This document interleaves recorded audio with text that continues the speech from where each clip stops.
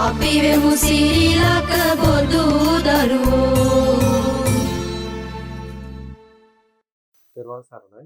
ආදරණීය දුවදරුවනි, DP Education සත්කාරක අධ්‍යාපන නාලිකාව තුළින් දුවදරුවනුත් මමත් අද මුණ ගැහෙනවා.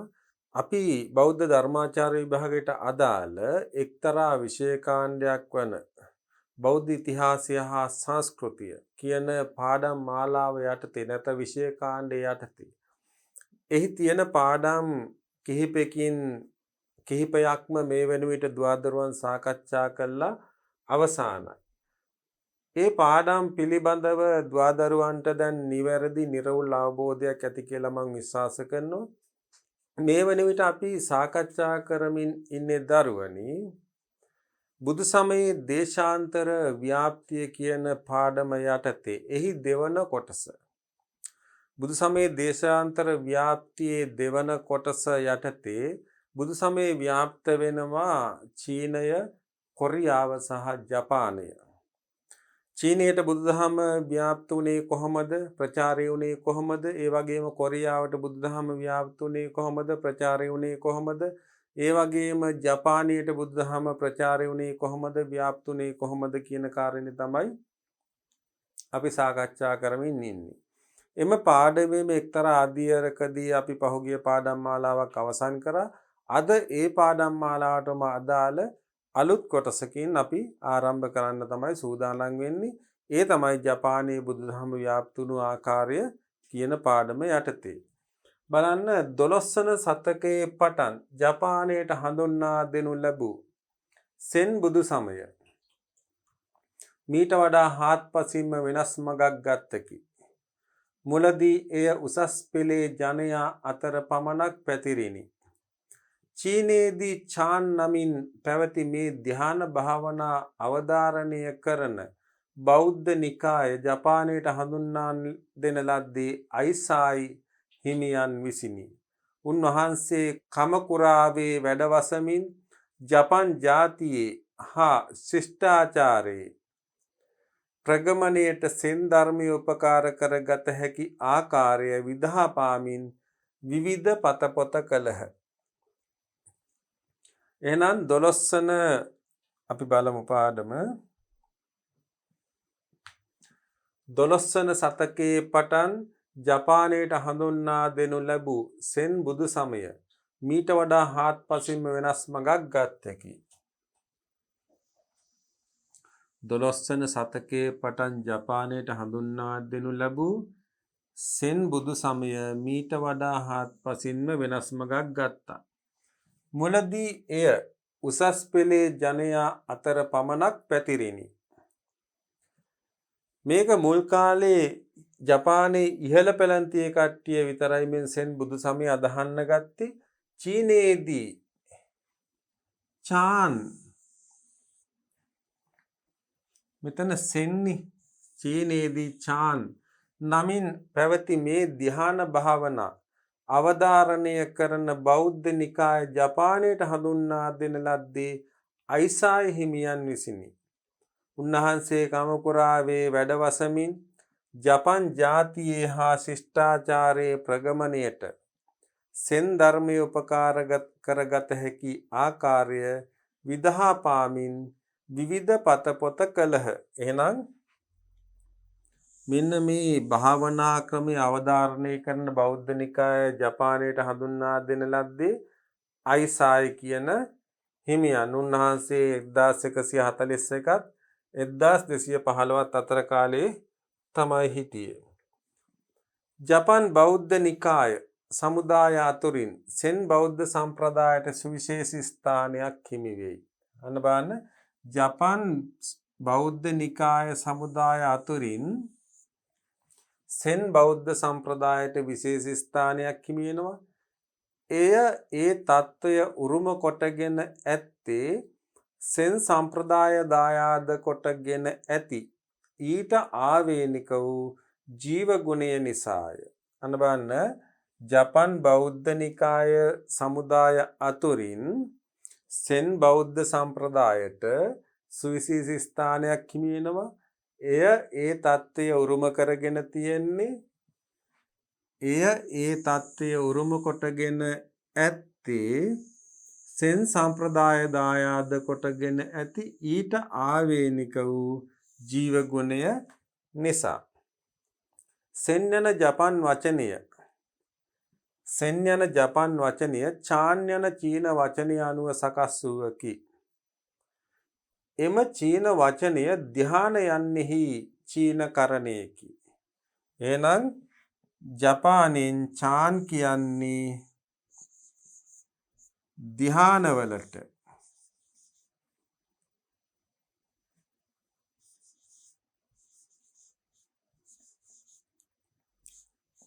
මේක සෙන් බවට පත් වෙන ජපානයේදී.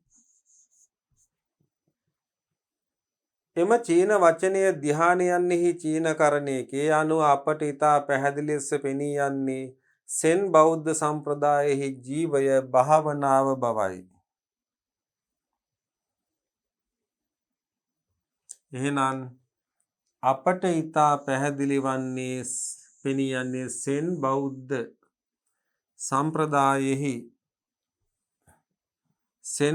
සම්ප්‍රදායෙහි ජීව ගුණය භාවනාව කියලා පැහැදිලි වෙනවා.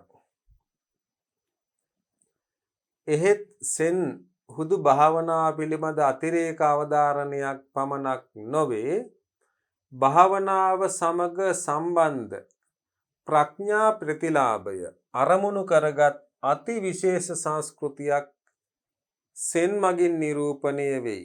බලන්න මෙතන පැහැදිලි කිරීමක් ජපන් සෙන් කතා පෙරවදනෙහි සඳහන් වෙනවා. එහෙත් සෙන් කියන්නේ හුදු භාවනාව පිළිබඳ අතිරේක අවධාරණයක් පමණක් නෙමෙයි, භාවනාව සමග සම්බන්ධ ප්‍රඥා ප්‍රතිලාභ අරමුණු කරගත් අති විශේෂ සංස්කෘතියක් සෙන් මගින් නිරූපණය වේ. අත්‍යන්තයෙන් සියුම් වූත් ගැඹුරු වූත් වින්දන ශක්තියක් සෙන් ජීවන ක්‍රමය විසින් තීව්‍ර කෙරෙන අතර පරමාර්ථ සත්‍යාදි ගමය පිළිබඳ සුවිශේෂී ආකල්පයක් ඒ මගින් ඉදිරිපත් කර ඇත. එය විශේෂයෙන්ම දෘෂ්ටිවාද මතිමතාන්තර විශේෂෙහි ඇලෙන මිනිස් මනස ඒවා වෙතින් විමුක්ත කොට විද්‍යා උත්පාදය පිණිස පවිත්‍ර කිරීමෙහි මූලික බෞද්ධ පරමාර්ථය නිර්භීත ලෙස අවධාරණය කළයි. ජපන් සෙන් කතාවෙහි පෙරවදනෙහි සඳහන් වෙනවා. එහෙත් සෙන් හුදු භාවනාව පිළිබඳ අතිරේක අවධාරණයක් පමණක් නෙමෙයි, භාවනාව සමග සම්බන්ධ ප්‍රඥා ප්‍රතිලාභය අරමුණු කරගත් අති විශේෂ සංස්කෘතියක් සෙන් මගින් නිරූපණය වෙයි. අත්‍යන්තයෙන් සියුම් වූත් ගැඹුරු වූත් වින්දන ශක්තියක් සෙන් ජීවන ක්‍රමය විසින් තීව්‍ර කෙරෙන අතර පරමාර්ථ සත්‍යාදි ගමය පිළිබඳ සුවිශේෂ ආකල්පයක් ඒ මගින් ඉදිරිපත් කර ඇත. එය විශේෂයෙන් දෘෂ්ටිවාද මතිමතාන්තර විශේෂෙහි ඇලෙන මිනිස් මනස ඒවා වෙතින් විමුක්ත කොට විද්‍යා උත්පාදය පිණිස පවිත්‍ර කිරීමෙහි මූලික බෞද්ධ පරමාර්ථය නිර්භීත ලෙස අවධාරණය කරයි. එහෙනම් මේ තමයි ජපන් සෙන් කතා පෙරවදනෙහි සෙන් බුදුදහම කියන්නේ ජපන් චාන් බුදුදහම හැදිච්ච එකක්. චාන් බුදුදහම කියන්නේ ධ්‍යානය සඳහා කියන වචනයක්. ශනික බුද්ධත්වයේ අවධාරණය කළ වයි නවුන්ගේ ඉගැන්වීම් වලින් චීන චාන් බුදු සමය ආරම්භ වන බව පැහැදිලිය. එහෙනම් චීනයේ චාන් බුදු සමය ආරම්භ වන ශනික බුද්ධත්වයේ අවධාරණය කරන වයි නවුන්ගේ ඉගැන්වීම් වලින් චීන චාන් බුදු සමය ආරම්භ වන බව පැහැදිලිය. ශනික බුද්ධත්වයේ අවධාරණය කළ වයි නෙන්ගේ ඉගැන්වීම් වලින් චීන චාන් බුදු සමය ආරම්භ වන බව පැහැදිලි. ඉන්දියානු ජාතික මෙන්න බෝධි ධර්ම හිමිපාණන් චීනයට හඳුන්වා දුන් බුදු සමයේ ධ්‍යාන ධර්මයට නියම ස්වરૂපය ලබා දුන්නේ වයිපොං හිමියෝය. ස්වකීය సంతානයේ යථා ස්වභාවය කවරේදැයි සමීක්ෂණය කිරීමෙන් බුද්ධත්වය ලැබිය හැකි බව එතුමෝ ප්‍රකාශ කළහ. වෙන්වෙන් වශයෙන් ගත් කල සෑම පුද්ගලයෙකුම සතු චිත්තය සහජයෙන්ම ප්‍රබුද්ධ ස්වභාවයක පවතින බව වයිසොං හිමියන්ගේ පිළිගැනීම විය. සචිත්තේ හා ප්‍රඥාවේ මූලික ස්වરૂපය එක්බඳුය. ප්‍රඥාව හා ධ්‍යානය යනු එකිනෙකට පරස්පර විරෝධී වූවක් නොව එකක්ම බව එතුමාගේ අදහස විය. මීට ප්‍රතිපක්ෂ අදහස්ද ඉදිරිපත් වී ඇත. සෙන් සම්ප්‍රදායට සම්බන්ධ උත්තර පාක්ෂිකයෝ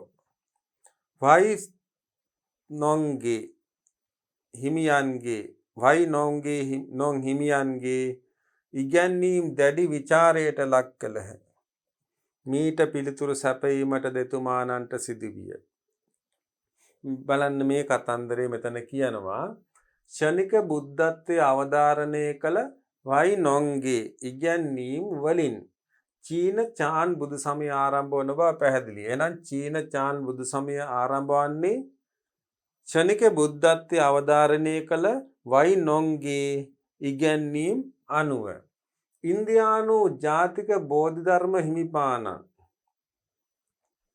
ඉන්දියානු ජාතික බෝධිධර්ම හිමිපාණන් චීනයට හඳුන්වා දුන් බුදු සමයේ ධ්‍යාන ධර්මයට නියම ස්වરૂපය ලබා දුන්නේ වයිනොං හිමියෝයි. ස්වකීය එනම් බෝධි ධර්ම හිමියන් චීනයට හඳුන්වා දුන් බුදු සමයට නියම ස්වરૂපය ලබා දුන්නේ වයිනොං හිමියන්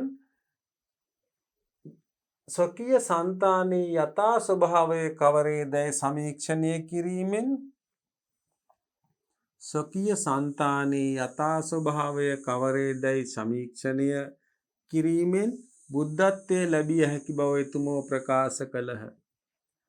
එහෙනම් එතුමන් කොහොමද ප්‍රකාශ කරන්න බුද්ධත්වය ලබා ගන්න පුළුවන් කියලා? ස්වකීය సంతානයේ යථා ස්වභාවය කවරේදැයි සමීක්ෂණය කිරීමෙන්.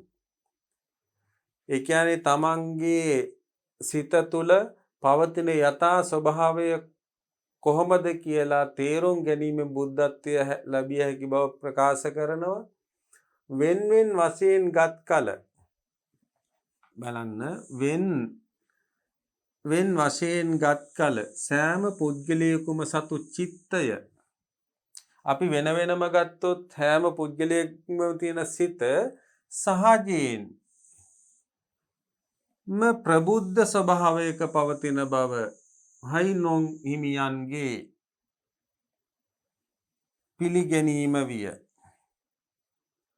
එහෙනම් ස්වකීය సంతානයේ යථා ස්වභාවය කවරේදැයි සමීක්ෂණය කිරීමෙන් බුද්ධත්වයේ ලැබිය හැකි බව එතුමා ප්‍රකාශ කරනවා. වෙන්වෙන් වශයෙන් ගත් කල සෑම පුද්ගලයෙකුම සතු සිත සහජයෙන්ම ප්‍රබුද්ධ ස්වභාවයක පවතිනවා. ස්වචිත්තේ හා ප්‍රඥාවේ කියන්නේ තමන්ගේ සිතේ හා ප්‍රඥාවේ මූලික ස්වરૂපය එක්බඳුය. ප්‍රඥාව හා ධ්‍යානය යනු එකිනෙකට පරස්පර විරෝධී වූවක් නොව එකක්ම බව එතුමාගේ අදහස විය. මීට ප්‍රතිපක්ෂ අදහස්ද ඉදිරිපත් වී ඇත. සෙන් සම්ප්‍රදායට සම්බන්ධ උත්තර පාක්ෂිකයෝ වයිනොං හිමියන්ගේ ඉගැන්වීම් දැඩි විචාරයට ලක් කළහ. මීට පිළිතුරු සැපයීමට දෙතුමන්ට සිදුවිය. බලන්න මේ මෙතන උන්වහන්සේගේ දැක්ම ස්වකීය సంతානයේ යථා ස්වභාවය කවරේදැයි සමීක්ෂණය කිරීමෙන් බුද්ධත්වයේ ලැබිය හැකි බව එතුමා ප්‍රකාශ කරනවා. වෙන්වෙන් වශයෙන් ගත් කල සෑම පුද්ගලයෙකුම සතු චිත්තය සහජයෙන්ම ප්‍රබුද්ධ ස්වභාවයක පවතින බව උන්වහන්සේ කියනවා. උන්වහන්සේගේ පිළිගැනීම ස්වචිත්තය හා ප්‍රඥාවේ මූලික ස්වરૂපය මූලික ස්වરૂපය ඒකාකාරී, ප්‍රඥාව හා ධ්‍යානය යනු එකිනෙකට පරස්පර විරෝධී වූවක් නෙවෙයි, එකක්ම බව උන්වහන්සේගේ අදහසයි. මෙන්න මේකට විරුද්ධව ප්‍රතිපාක්ෂික අදහස් ඉදිරිපත් වෙනවා. සෙන් සම්ප්‍රදායයටම අයත් උත්තර පාක්ෂිකයන් මේකට විවිධ දෝෂාරෝපණයන් තර්කයන් ඉදිරිපත් කරනවා. මේ මතවාද දැඩි ලෙස විවේචනයට ලක් කරනවා. මෙන්න මේ මතවාද වලටත් උත්තර සපයන්න උන්වහන්සේට සිදු වුණා. ධ්‍යාන යනුවෙන් අදහස් කරන්නේ සිතේ ක්‍රියාකාරීත්වය අත්හිටුවා පුද්ගලයා ක්‍රියා විරහිත අලස බවට පත් කිරීම නෙමෙයි. බලන්න, ධ්‍යාන යනුවෙන් අදහස් කරන්නේ සිතේ ක්‍රියාකාරීත්වය අත්හිටුවලා. එහෙම නැත්නම් පුද්ගලයා ක්‍රියා විරහිත ලෙස අලස බවට පත් කිරීම නෙමෙයි. සිතේ ක්‍රියාකාරීත්වය අත්හිටුවලා පුද්ගලයා අලස බවට පත් කිරීම නෙමෙයි ධ්‍යානය කියන්නේ. උන්වහන්සේ අවධාරණය කරනවා ධ්‍යානය යනුවෙන් අදහස් කරන්නේ සිතේ ක්‍රියාකාරීත්වය අත්හිටුවා පුද්ගලයා ක්‍රියා විරහිත අලස බවට පත් කිරීම නොවේ. පළඟ බැඳ දෙයස් පියා නොසැලී සිටීමෙන් පමණක් බුද්ධත්වයේ සාක්ෂාත් කළ නොහැකියයි උන්වහන්සේ පවසයි. කොහොමද කියන්නේ? පළඟ බැඳ දෙයස් පියා නොසැලී සිටීමෙන් පමණක් බුද්ධත්වයේ සාක්ෂාත් කළ නොහැකියයි එතුමෝ පැවසූහ. ධ්‍යානය යනුවෙන් අදහස් කරන්නේ සිතේ ක්‍රියාකාරීත්වය අත්හිටුවා පුද්ගලයා ක්‍රියා විරහිත අලස බවට පත් කිරීම නොවේ. පළඟ බැඳ දෙයස් පියා නොසැලී සිටීමෙන් පමණක් බුද්ධත්වයේ සාක්ෂාත් කළ නොහැකියයි එතුමා පවසනවා. නොනවත්වාම ස්වකීය సంతානයේ මූල ස්වરૂපය තමා විසින්ම සාක්ෂාත් කළ යුතුයයි වයිනොන් හිමියන් දැඩිව අවධාරණය කරනවා. එහෙනම් මොකද්ද කියන්නේ? නොනවත්වාම ස්වකීය సంతානයේ මූල ස්වરૂපය තමා විසින්ම සාක්ෂාත් කළ යුතුයයි වයිනොන් හිමියෝ දැඩිව අවධාරණය කරනවා. එහෙනම් මේ සෙන් බුදුදහම සහ චාන් බුදුදහම, ඒ කියන්නේ ධ්‍යාන කියන වචනය තමයි චාන් කියන එක අදහස. චීනයේ චාන් බුදුදහම පසුව ජපානයේ සෙන් බුදුදහම වශයෙන් හඳුනා ගන්නවා. එහෙනම් මේ අදහස් වයිනොන් හිමිපාණන්ගේ සිය වසකට පසු වයිනොන් හිමියන්ගෙන් සිය වසකට පමණ පසු සෙන් සමය සම්ප්‍රදායට සම්බන්ධ ශාඛා සමුදායක්ම ප්‍රභවය ලබා ව්‍යාප්ත විය. සෙන් බුදු සමය පිළිබඳ හදාරන විද්‍යාර්ථියෙකුට හෝ සාමාන්‍ය පාඨකයෙකුට පළමුවෙන්ම නැගිය යුතු ප්‍රශ්නය වනුයේ සෙන් යනු කුමක්ද යන්නයි. අනවන්න සෙන් බුදු සමය පිළිබඳ හදාරන විද්‍යාර්ථියෙකුට හෝ සාමාන්‍ය පාඨකයෙකුට හෝ පළමුවෙන්ම නැගිය යුතු ප්‍රශ්නය වනුයේ සෙන් යනු කුමක්ද යන්නයි. සෙන් සම්ප්‍රදාය විශේෂෙහි ගෞරවයෙන් යුතුව ඊට උරුම විශිෂ්ටත්වය පිළිගනිමි. මේ ප්‍රශ්නයට පිළිතුරු දිය හැකිය. එම පිළිතුර නම් සෙන් යනු කුමක්දයි වචන මගින් ප්‍රකාශ කළ නොහැකිය යනුයි. එහෙනම් මේකට දෙන උත්තරේ තමයි සෙන් යනු කුමක්ද කියලා වචන මගින් ප්‍රකාශ කළ නොහැකි. මෙය බෞද්ධ දර්ශනයේ උදාර ජීව ගුණය යන්තමින් හෝ පිළිගත් අයෙකුට විස්මය ඇති කරන පිළිතුරක් නොවන නමුත් බාහිර යනට පවා විස්මයක් ඇති කරවයි. එහෙනම් සෙන් බුදු සමය පිළිබඳ හදාරන විද්‍යාර්ථියෙකුට හෝ සාමාන්‍ය පාඨකයෙකුට හෝ පළමුවෙන්ම නැගිය හැකි නැගිය යුතු ප්‍රශ්නය වන්නේ සෙන් යනු කුමක්ද කියන එක. සෙන් සම්ප්‍රදාය විශේෂෙහි ගෞරවයෙන් යුතුව ඊට උරුම විශිෂ්ටත්වය පිළිගනිමින් මේ ප්‍රශ්නයට පිළිතුරු දිය හැකිය. එම පිළිතුර නම් සෙන් යනු කුමක්දැයි වචන මගින් ප්‍රකාශ කළ නොහැකිය යනුයි. මෙය බෞද්ධ දර්ශනයේ උදාර ජීව ගුණය යන්තමින් හෝ පිළිගත් අයෙකුට විස්මය ඇති කරන පිළිතුරක් නොවන නමුත් බාහිරයනට පවා විස්මයක් ඇති කරවයි.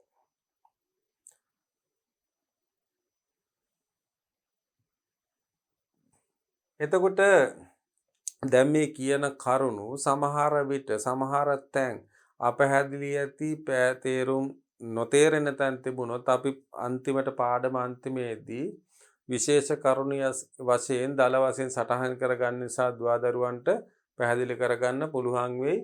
විශ්වය පිළිබඳ යථා තත්ත්වය ලෞකික විද්‍යා ශාස්ත්‍ර මගින් අධ්‍යයනය කරන විට ලැබෙන පිළිතුරු භාෂා මාධ්‍යයෙන් හා තර්කානුසාරයෙන් ප්‍රකාශ කිරීම පහසු වෙයි. විශ්වය පිළිබඳ යථා තත්ත්වය ලෞකික විද්‍යා ශාස්ත්‍ර මගින් අධ්‍යයනය කරන විට ලැබෙන පිළිතුරු භාෂා මාධ්‍යයෙන් හා තර්කානුසාරයෙන් ප්‍රකාශ කිරීම පහසු වෙයි. එහෙත් සාමාන්‍ය ශාස්ත්‍රවල කෞශල්‍ය ඉක්මවා සිටිනා ප්‍රඥා ප්‍රතිභානයෙන් අවබෝධ කරගන්නා යථාර්ථය අපගේ භාෂාවට නුහුරු තර්කයෙහි විශේෂයට ඉක්මවා සිටින ශේස්ත්‍රයනට ඇත්තේ. අපගේ භාෂාව නියෝජනය කරන්නේ අප හැමටම පොදුවේ පහළ වන සංකල්ප සමුදායකි. එහෙනම් මෙතනදී කියන්නේ මේ ධ්‍යානයෙන් ලබන්නා වූ වින්දනය ඒ කියන්නේ දැනෙන්නා වූ දෙය අර ප්‍රායෝගික ලෝකයේ අපි දැනෙන දේ අපිට භාෂාවකින් ඉඟි වලින් ප්‍රකාශ කරන්න පුළුවන් වුණාට මෙන්න මේ දේෙන් තමන් ලබන්නා වූ දෙය භාෂාවකින් වචන බවට සෙන් කියන්නේ මොකද්ද? ඇත්තටම සෙන් කියන්නේ ඇත්තට මේක දැනුනොත් ඒක වින්දනය කළොත් ඒක ප්‍රකාශ කරන්නේ කොහොමද කියලා අර සාමාන්‍ය දෙයක් අපි හිතමු කවුරු හරි වේදනාවක් දැන්නොත් ඌයි ආයි කියලා කෑ ගහනවා. එතකොට ඒක ප්‍රකාශ වෙනවා වේදනාව. නමුත් සෙන් කියන දේ එහෙම වාච්‍යාර්ථයෙන් ප්‍රකාශ කරන්න බෑ. ඒකයි මෙතන පැහැදිලි කරන්නේ විශ්වය පිළිබඳ යථා තත්ත්වය ලෞකික විද්‍යා ශාස්ත්‍ර මගින් අධ්‍යයනය කරන විට ලැබෙන පිළිතුරු භාෂා මාධ්‍යයෙන් හා තර්කානුසාරයෙන් ප්‍රකාශ කිරීම පහසු වේ. මේ තමයි ප්‍රායෝගික ලෝකයේ සිද්ධ වෙන දේ අපිට වචන වලින් පැහැදිලි කරලා පෙන්වන්න පුළුවන්. එහෙත් දරුවනේ සාමාන්‍ය ශාස්ත්‍රවල කෞශල්‍ය ඉක්මවා සිටින ප්‍රඥා ප්‍රතිභාණයෙන් මෙන්න මේ ප්‍රඥා ප්‍රතිභාණයෙන් අවබෝධ කරගන්න යථාර්ථය අපගේ භාෂාවට නුහුරු තර්කයෙහි විෂය ඉක්මවා සිටින ශේස්ත්‍රයනට අයත් වේ. ඒක වචන වලින් පැහැදිලි කරන්න බෑ. තර්ක කළා පැහැදිලි කරන්නත් බෑ. අපගේ භාෂාව නියෝජනය කරන්නේ අප හැමතෙම පොදුවේ පහළ වන සංකල්ප සමුදායකි. එහෙනම් අපගේ භාෂාව නියෝජනය කරන්නේ අප හැමතෙම පොදුවේ පහළ වන සංකල්ප සමුදායක්. එහෙනම් සෙන් කියන එක හැම කෙනෙකුටම පොදුවේ මුණ දෙන ධර්මතාවක් නෙවෙයි. එහෙනම් අපගේ භාෂාව නියෝජනය කරන්නේ අප හැම විටම පොදුවේ පහළ වන අපට හැම විටම පොදුවේ පහළ වන සංකල්ප සමුදායක්. ඒක අර සෙන් එක වගේ නෙවෙයි. ඒක හැම කෙනාටම පොදුවේ පහළ වෙන දෙයක් නෙවෙයි. එක් අයෙකු තුල ඇතිවන සංකල්පයක් භාෂාව මගින් තවත් අයෙකුට සංකේතගත කොට ප්‍රකාශ කළ විට ඔහු එය තම මනසෙහි ප්‍රතිපාදනය කරගන්නේ ඒ සංකල්පයන් ඇති පූර්වෝක්ත සාදෘශ්‍ය නිසාය.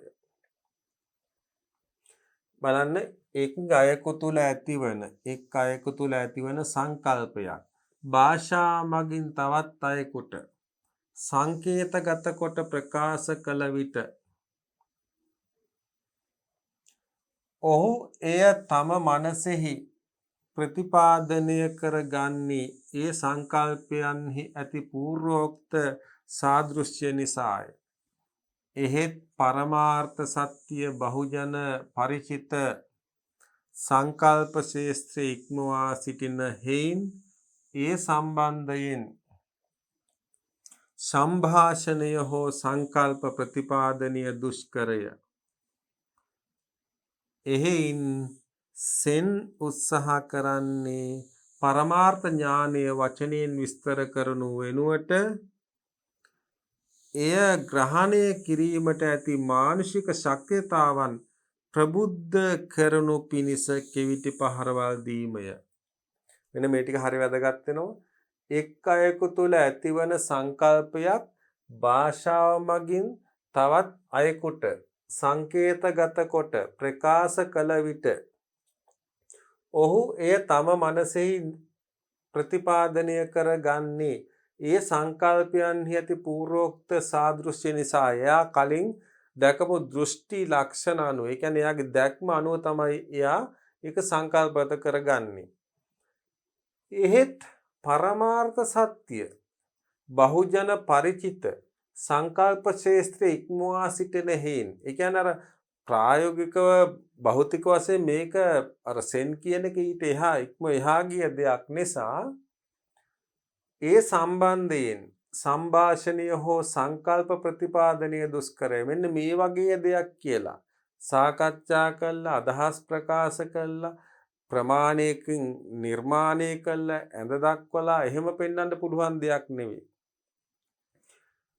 සංකල්ප ප්‍රතිපාදනය දුෂ්කරය. එහෙයින් සෙන් උත්සාහ කරන්නේ, මෙන්න මේ ටික බලන්න, සෙන් උත්සාහ කරන්නේ පරමාර්ථ ඥානය වචනෙන් විස්තර කරනු වෙනුවට එය ග්‍රහණය කිරීමට ඇති මානසික ශක්්‍යතාවන් ප්‍රබුද්ධ කරනු පිණිස කෙවිටි පහරවල් දීමට. එතකොට මේ පරමාර්ථ ශක්තිය උත්සාහ කරන්නේ මේ පරමාර්ථ ඥානය වචනෙන් විස්තර කරනු වෙනුවට, ඒ කියන්නේ පරමාර්ථ ඥානය කියන්නේ මේකයි කියලා වචනෙන් පැහැදිලි කරනවා වෙනුවට මෙන්න මේ එය ග්‍රහණය කර ගැනීමට පුද්ගලයා පෙළඹීම, එය සාක්ෂාත් කර ගැනීමට, එය අවබෝධ කර ගැනීමට පරමාර්ථ ඥානය මෙන්න මේකයි, මෙන්න මේ වගේ මෙහෙම දෙයක් තමයි කියලා කෙනෙක් දැනුවත් කරනවට වඩා පරමාර්ථ ඥානය සාක්ෂාත් කර ගැනීමට පුද්ගලයා පෙළඹීම තමයි මේ තුලින් කරන බව ප්‍රකාශ කරන්නේ. මෙම බුද්ධි ප්‍රබෝධක ඉඟි මෙන්න මේ බුද්ධි ප්‍රබෝධක ඉඟි භාවනා කර්මස්ථාන ලෙස අපට හුරු බසින් පැවසිය හැකිය. එනම් මේ බුද්ධිය මෙන්න මේ තැනට මේවා ලබා ගැනීම සඳහා උත්සාහ කිරීමේදී ඒකේ ඉඟිය තමයි මේ ඉඟිකර භාවනා කර්මස්ථාන. ජපන් බසින් ඒවා කෝආන් ලෙස හැඳින්වේ. කෝආන් ප්‍රහේලිකාවකට සාමාන්‍ය ක්‍රමයේ පිළිතුරු සෑහෙන්නේ නැත. ඊට පිළිතුරු සොයා භාවනා කරන විට හිටි හැටියේ ෂණිකව සත්‍යාලෝකයේ අපේ මනස ප්‍රභාමත් කරයි. මෙය හඳුන්වන්නේ සතෝරි නමිනි. ජපන් බෞද්ධ චින්තකයෝ මෙය බෞද්ධ ප්‍රතිලාභය හා අනන්‍යව සලකති. එහෙනම් මොකද්ද කියන්නේ? මෙම බුද්ධි ප්‍රබෝධක ඉඟි භාවනා කර්මස්ථාන ලෙස අපට හුරු බසින් පැවසිය හැකි. ජපන් බසින් ඒවා කෝආන් ලෙස හඳුන්වනවා. කෝආන් ප්‍රහේලිකාවකට සාමාන්‍ය ක්‍රමයේ පිළිතුරු සෑහෙන්නේ නැහැ. ඊට පිළිතුරු සොයා භාවනා කරන විට හිටි හැටියේ ෂණිකව සත්‍යාලෝකයේ අපේ මනස ප්‍රභාවවත් කරනවා. මෙය හඳුන්වන්නේ සතෝරි නමින් ජපන් බෞද්ධ චින්තකයෝ මෙය බෝධි ප්‍රතිලාභය හා අනන්‍යව සලකනවා මේ ජපන් සෙන් කතා කියන එකෙන් උපුටාගත්ත පාඩයක්. දැන් දුවදරුවන්ට මේ පාඩමේ මුල සිටම සාකච්ඡා කරගෙන එනකොට සමහර තැන් අපහැදිලි තැන් නොතේරෙන තැන් ගැටලුකාරී තැන් තියෙනවා නම් නැවත නැවත පාඩම අධ්‍යයනය කළා එම කරුණු නිරවුල් කරගෙන විභාගයට ප්‍රමාණවත් පිළිතුරක් සැපයීමට කරුණු ගොනු කර ගැනීමට දුවදරුවන් උත්සාහ කරන්න. අර එක දිගටම පාඩම කරනකොට සමහර තැන් ගැටලුකාරී තැන් එන්න පුළුවන්. ඒ ආවොත් නැවත නැවත එම පාඩම අධ්‍යයනය කළා මේ සෙන් බුදුදහම, චීනයේ චාන් බුදුදහම, ජපානයේ සෙන් බුදුදහම වශයෙන් අදහනවා. මොකද්ද මේ සෙන් බුදුදහමේ හරය? සෙන් බුදුදහම අපේ බුදුදහමත් එක්ක සාපේක්ෂව මහායාන බුදුදහම කෙසේද ක්‍රියාත්මක වන්නේ? එහි ප්‍රතිපත්ති මොනවාද? එහි පරමාර්ථ මොනවාද? කියන එක අධ්‍යයනය කළා. නැවත නැවත මේ පාඩම් ඒ විදිහට කියවමින් සාර්ථක විභාගයට මුහුණ දෙන්න කටයුතු කරයි කියලා මම විශ්වාස කරනවා. එහෙමනම් අද අපි සාකච්ඡා කරපු කොටස අපි වැදගත් තොරතුරු සැකෙමින් මෙහෙම ගොනු කරගමු. එතකොට දුවදරුවන්ට මතක තබා ගැනීම පහසු වෙනවා.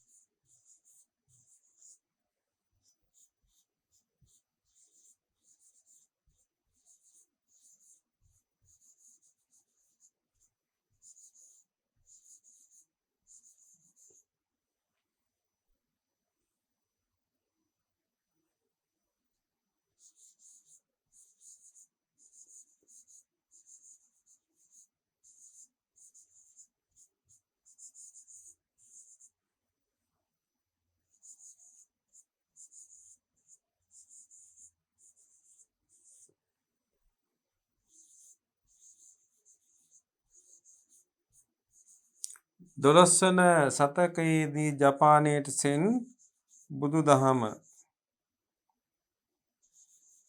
හඳුන්වා දුන්නා.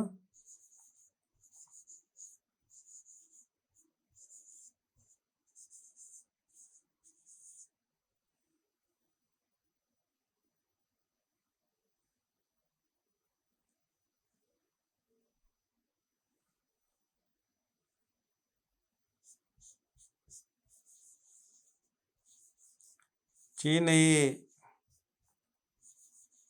චාන්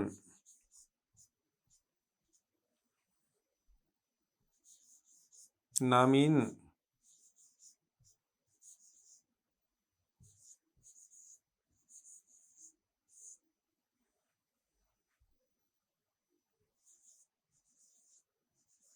පැවති මෙම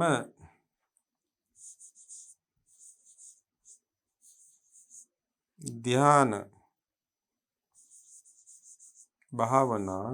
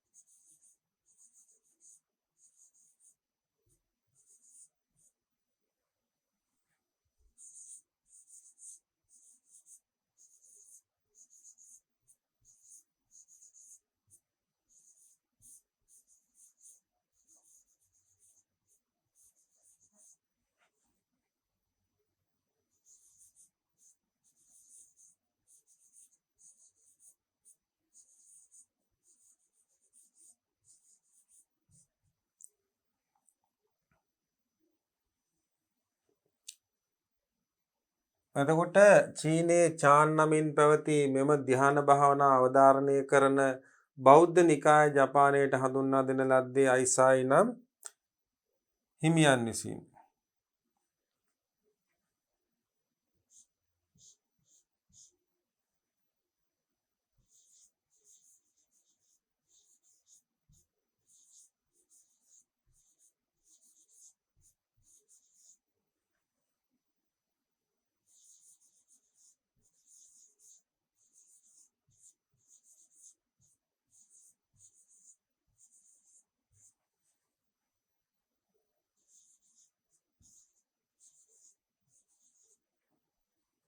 සෙන් බෞද්ධ සම්ප්‍රදායෙහි ජීවය භාවනාවයි.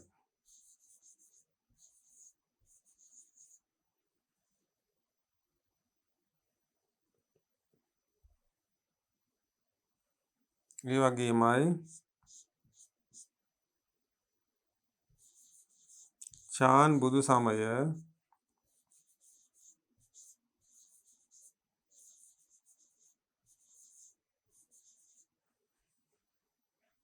චාන් බුදු සමය ආරම්භ වූයේ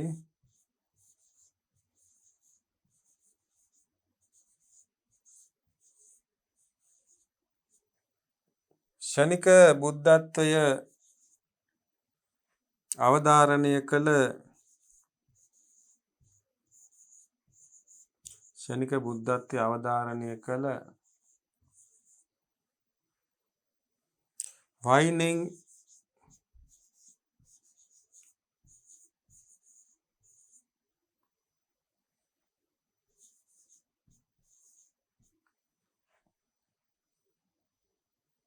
හිමියන්ගේ ඉගැන්වීම් වලින්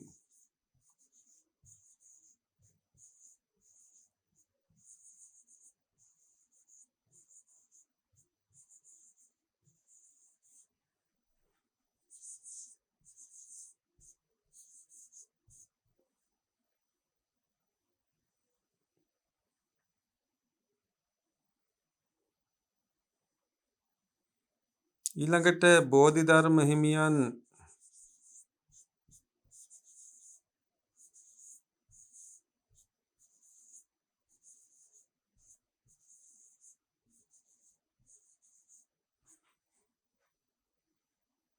චීනයට හඳුන්වා දුන්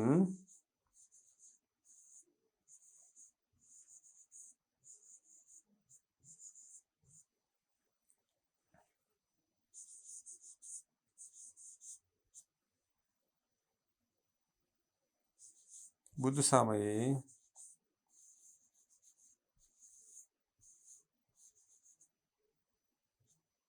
ධ්‍යාන ධර්මයට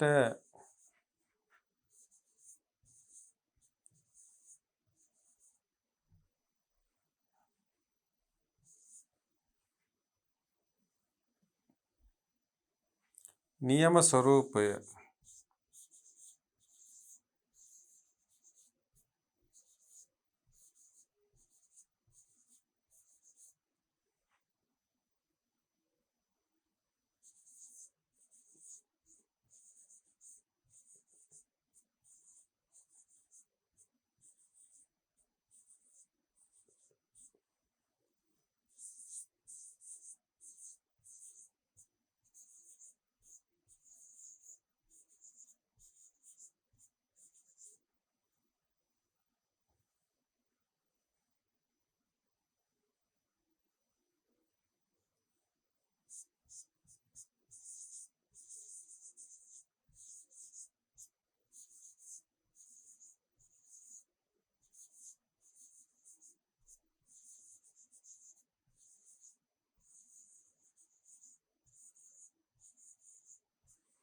සෙන් දහම උත්සාහ කරන්නේ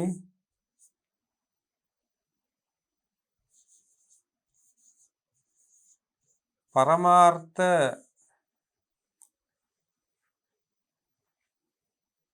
ඥානය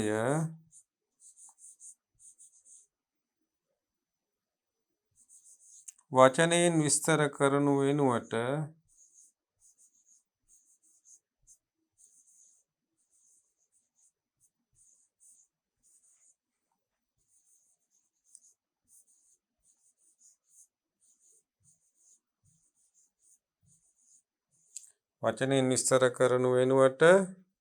එය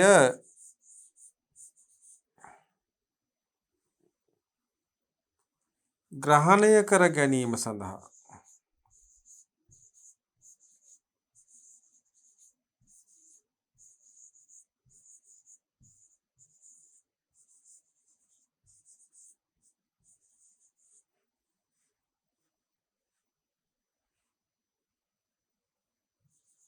ඇති හැකියාවන් පිළිබඳව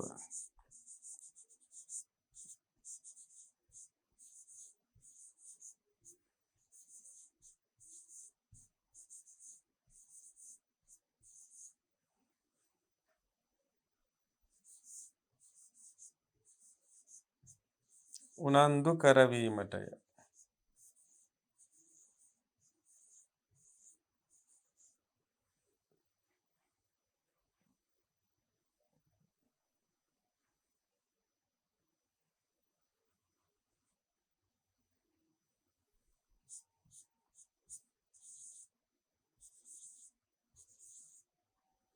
මෙම බුද්ධි ප්‍රබෝධක ඉඟි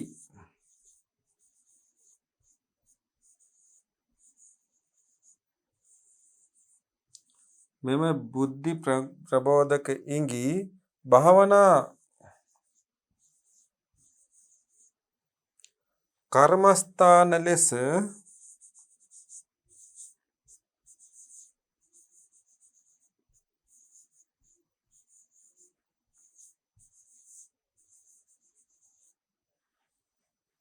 අපට පැවසිය හැක.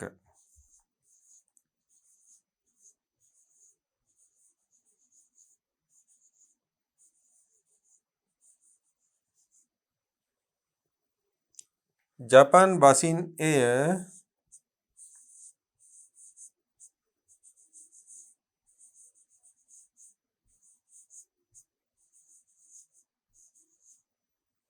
කොආන් යනුවෙන් හඳුන්වයි.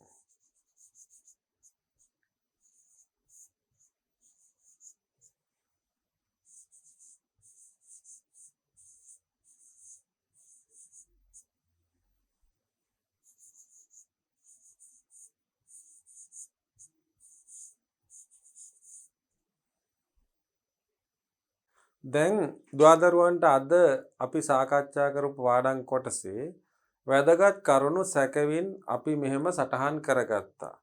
බලමු ඒ කරුණු මොනවද කියලා.